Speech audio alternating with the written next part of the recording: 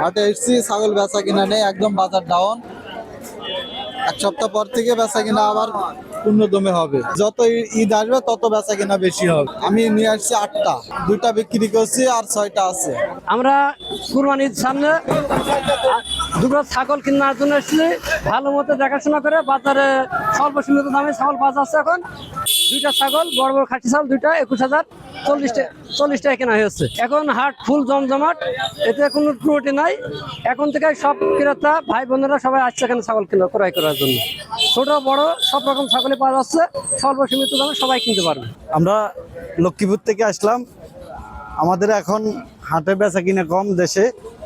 দেশের দিকে সোয়াবিন ধান লয়ে কৃষক ঝামেলা আছে, হাটে বেচা কিনা কম। এখন গরুর দাম এখানে আসি দেখি দাম দিন দিন বাড়তেছে, আর আমাদের বেচা কিনা কম। অনেক টাকা লস যাইতেছে ব্যাপারীদের।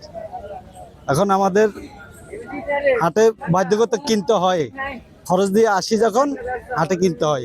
অনেক দিন ধরে, দীর্ঘদিন ধরে আমরা এই আলমডাঙ্গা, শিলমারি, পুরাপাড়া এগুলো বাজার ডুগডুগি, এই শিলমারি এগুলো করতেছি। কোরবানির আগে বেচা কিনা পারবে ভাই, যখন জনগণ নামবে কোরবানি এলারা, তখন এদের 2-4 দিন আগে হয়তো দাম বাড়তে পারে। এই হচ্ছে এখন ওই ধরেন কিছু রাখি এলা গরু মাল নিতেছে, সাইবে কিনতেছে। কিছু লোক আছে মাঠে সোয়াবিন নিয়ে, ধান নিয়ে ব্যস্ত। এরা এই যে ঈদের আর 2-3টে হাট আছে ভাই, এই কেবল হাট রানিং হয়েছে ভাই। সামনে হাট থেকে আশা করে ঈদ ছাড়া ভালো হবে ভাই। এ পরিমাণে মনে করি বাজারে জায়গা হবে না।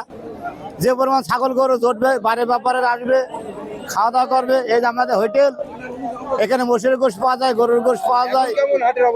এখন ভালো, এখন মোটামুটি ভাই। এখন চারিদিকে কিন্তু অবস্থা তো ভালো না ভাই।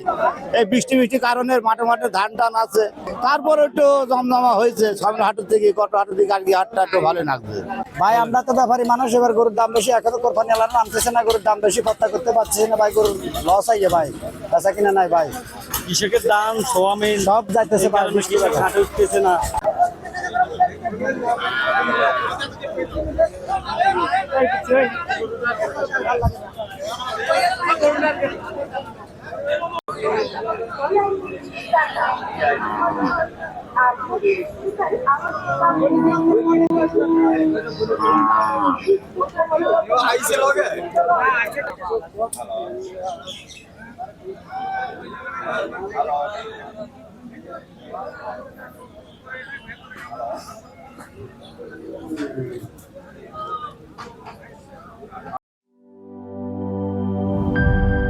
সব সমস্যার সমাধান হবে এই সস্তা কেবল বদলে বিজলি কেবলস লাগালে। বিজলি কেবল, নিরাপদ আজীবন।